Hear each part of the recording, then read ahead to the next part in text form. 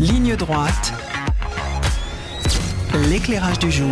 Et oui, notre bouclier tarifaire, le fameux bouclier tarifaire, prend du plomb dans l'aile. Vous vous rappelez, fin septembre 2021, alors qu'en France, le prix de l'énergie s'envolait, qu'en Europe, le gouvernement français, lui, s'engageait à plafonner la future hausse de son tarif réglementé. La vente de l'électricité, ce sera seulement plus 4%, toutes taxes comprises, lors de la prochaine révision. En février, nous avait-on promis alors. Problème, depuis, sur le marché, les prix continuent de s'envoler. Alors, l'exécutif, lui, pour le moment, persiste et signe. Lundi, Bruno Le Maire, notre ministre de l'économie, nous a dit si nous ne faisons rien, la facture augmentera de 38 à 40%. Mais il n'y aura pas de hausse supplémentaire des prix de l'électricité en 2022, a martelé de nouveau Barbara Pompili le lendemain, notre ministre de la Transition écologique. Alors, face à ces 38-40% ou pas de hausse, on ne sait pas trop à quoi s'attendre et surtout comment expliquer ces évolutions tarifaires et comment va-t-on réussir à nous protéger de tout cela. Pour en parler, je suis avec Thierry Brosse, bonjour. Bonjour. Vous êtes professeur à Sciences Po et expert de l'énergie et du climat. Alors voilà, comment d'abord peut-on maintenir ce bouclier tarifaire aujourd'hui ? Bien, la politique énergétique, c'est une politique qui se construit dans la durée. Et donc, c'est la décennie. Et ce n'est pas une politique à la petite semaine. Et donc, effectivement, vous avez... Au petit mois. Effectivement, vous l'aviez évoqué, on nous a proposé quelque chose. On espérait à l'époque que les prix allaient baisser, alors que sur les marchés, on voyait bien que ce n'était pas le cas. Et puis, effectivement, aujourd'hui, on nous dit c'est beaucoup plus compliqué que prévu. Alors, c'est pas si compliqué que prévu que ça, puisque, en fait, les marchés, c'est ce que l'on a voulu. On a souhaité la libéralisation des marchés et de l'énergie. Les marchés, ça permet de payer la facture, c'est-à-dire d'avoir une visibilité sur cette facture et de la payer. Donc ça veut dire qu'à la fin, quelqu'un devra payer cette facture. Et effectivement, le problème du gouvernement, c'est qui ? Et alors, vous n'avez que 3 solutions. La première, c'est l'actionnaire. Nous sommes tous indirectement actionnaires d'EDF. La deuxième, c'est effectivement le contribuable. Nous sommes tous plus ou moins contribuables. Et la troisième, c'est le consommateur. Et donc, effectivement, c'est ça l'équation assez simple que doit essayer de résoudre Bruno Le Maire. Mais à la fin, la facture intégrale sera payée. Oui, donc finalement, est-ce que ça sert vraiment à quelque chose, ce bouclier qui plein de belles, on va dire, de belles intentions, vous serez protégé, tout ça, mais finalement, de toute façon, on va le payer d'une façon ou d'une autre, c'est ce que vous nous dites. Absolument. Alors, ou est-ce qu'il y en a qui vont payer plus que d'autres ? Alors effectivement, ça dépend dans l'équation où vous mettez le contribuable, où vous mettez le consommateur, etc. Alors effectivement, on comprend bien qu'à quelques mois d'élection, le gouvernement soit tétanisé par cette hausse-là, et on comprend bien que lorsque les Français, comme les autres Européens, vont voir leur facture énergétique arriver chez eux quelques mois ou quelques semaines avant l'élection, cela puisse effectivement impacter leur choix. Alors, parce que là, on voit qu'il y a les particuliers pour le moment sont protégés, mais les entreprises trinquent. Déjà, dans le Nord, on a un exemple, dans la ville d'Oby, une usine qui fabrique du zinc qui est menacée de fermer à cause de la grande hausse de consommation d'électricité. Finalement, il y en a déjà qui sont en train de trinquer sur cette augmentation d'électricité. Alors en fait, on a voulu des marchés, je reviens à ce que j'évoquais tout à l'heure, parce qu'on s'est dit finalement ça va représenter le coût réel de l'électricité ou de l'énergie pour les autres marchés, et donc effectivement les consommateurs vont s'adapter. Donc rappelons-nous que lorsqu'on a parlé de la transition énergétique il y a de cela depuis 10 ans, on avait tous dit ça va coûter plus cher. Et tout le monde a dit oui, ça va coûter plus cher et donc les gens vont faire plus attention. Mais là, lorsque vous mettez un bouclier tarifaire, ça veut dire que vous considérez les résidentiels comme des personnels qui ne peuvent pas avoir cette augmentation, et donc ça veut dire que les autres vont trinquer, vous reportez. Et donc effectivement, vous avez des industries qui commencent à fermer, et on voit, par exemple, on ne parle pas que de l'électricité, mais dans le gaz, par exemple, vous avez beaucoup d'industries qui font des engrais qui sont en train de fermer, et donc on sait que la conséquence de ça va être des engrais plus chers, donc une inflation des produits alimentaires. Alors je voudrais revenir sur le début de votre phrase, quand vous disiez, en fait, aujourd'hui on paye un peu cette transition écologique qui s'est faite au niveau européen et non seulement français. Est-ce que vous pouvez nous expliquer pourquoi on le trinque et pourquoi on trinque ? Qu'est-ce qu'on paye aujourd'hui ? Parce qu'il faut revenir 10 ans en arrière, mon pas de la décennie. Qu'est-ce qui s'est passé il y a 10 ans ? Il y a 10 ans, il y a eu l'accident de Fukushima. Et là, nous avons eu Angela Merkel, chancelière allemande, qui a décidé, pour des questions de réélection, rappelons-le quand même, de sortir du nucléaire. Et cette sortie du nucléaire, elle n'est pas ni climatique ni énergétique. Et donc, il a fallu essayer de tordre les marchés pour justifier cette sortie du nucléaire. Et donc, finalement, on est arrivé en disant le nucléaire, c'est pas bien.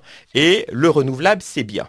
Alors, quand vous partez sur ce principe-là, ça veut dire quoi? Ça veut dire que vous allez payer des industriels pour fermer leurs centrales nucléaires qui fonctionnaient, vous allez subventionner du renouvelable, oui, puisque eux vous disent tous les jours que c'est effectivement très profitable, mais qu'en même temps, ils ont besoin d'une subvention. Et puis, ce qu'on oublie, c'est que le renouvelable, ça ne fonctionne pas à 100% du temps. C'est-à-dire que vous transformez du pilotable en de l'intermittent, et donc vous avez besoin en plus de payer la rémunération du backup. C'est ce que Barbara Pompili vous a expliqué en disant « je rallume des centrales à charbon quelques heures », parce qu'effectivement, autrement, on a un blackout. Donc, c'est tout à fait le modèle allemand, c'est-à-dire qu'il compense l'intermittence du spectacle de l'éolien par les centrales à charbon, et on voit l'effet dévastateur au niveau écologique en plus.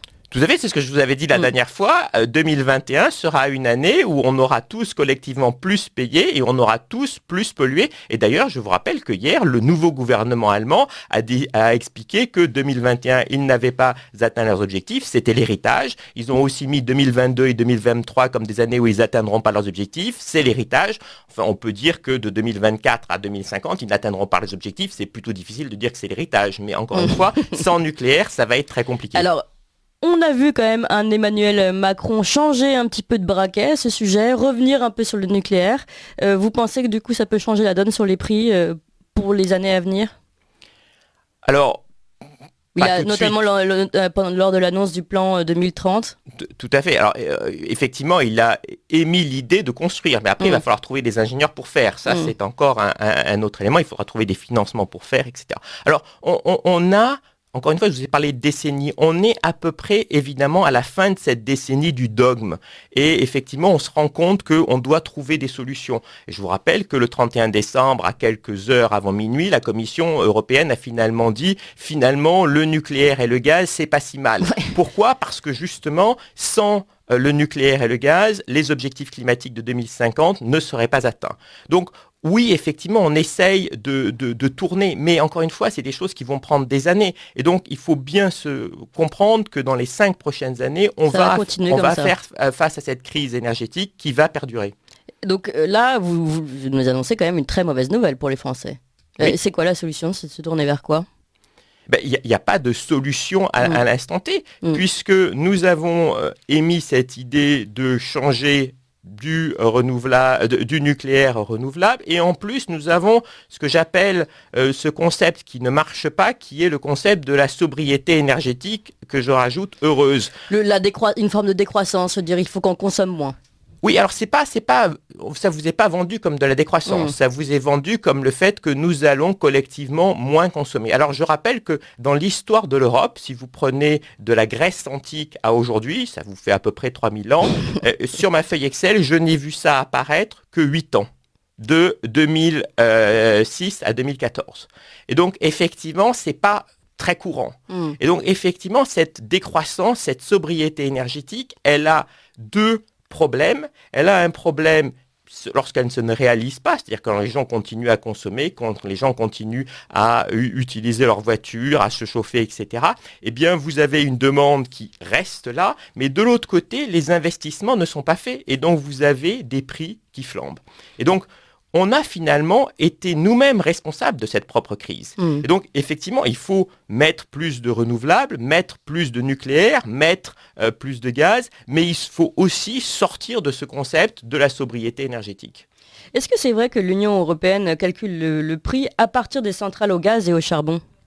Alors, c'est pas exactement comme ça que ça fonctionne, mais c'est effectivement dans le système de marché libéralisé tel que l'on a conçu, et c'était Madame Thatcher qui avait eu cette idée. Effectivement, on souhaite que tout le monde soit en concurrence et que, effectivement, le prix soit fait par la dernière centrale appelée.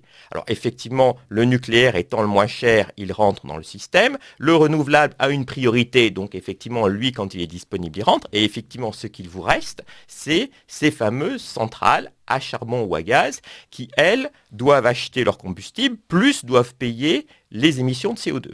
Et donc, en fonction du prix du gaz, du prix du charbon et du prix du CO2, eh bien, ça sera une de ces deux centrales qui est appelée. De façon assez intéressante aujourd'hui, c'est une centrale à charbon qui est la dernière appelée. Donc, en plus, vous voyez qu'on pollue plus. Oui, non, mais c'est très intéressant parce que finalement, cette transition nous coûte cher et pollue. Donc, c'est quand même intéressant à souligner. Nous faisons une transition à l'inverse. Oui. Et pour continuer sur ce que vous disiez tout à l'heure, c'est-à-dire que vous disiez qu'on n'avait pas cette sobriété heureuse, enfin je ne sais plus comment vous avez dit, finalement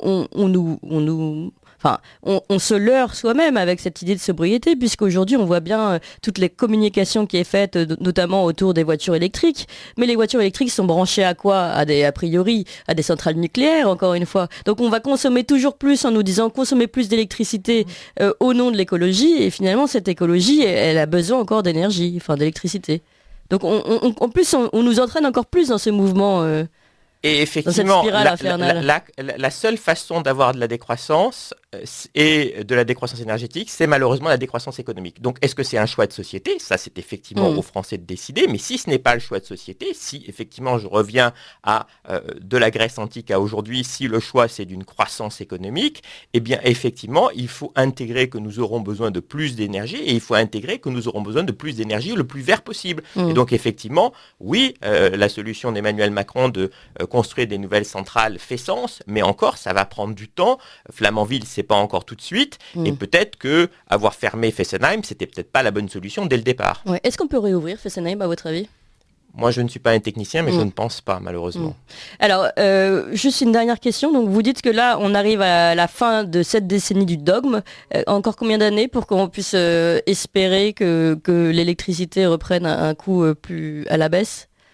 Écoutez, vous avez vu hier l'Agence nationale de l'énergie qui accuse la Russie de ne pas avoir livré suffisamment de gaz. Je pense que la Russie ne livre pas suffisamment de gaz parce qu'elle ne peut pas, non pas parce qu'elle ne veut pas, mais parce qu'elle n'a pas fait les investissements. Et donc, effectivement, il faut expliquer à nos fournisseurs et à nos industriels que nous allons avoir besoin de plus d'énergie et donc ils mettent ces investissements-là.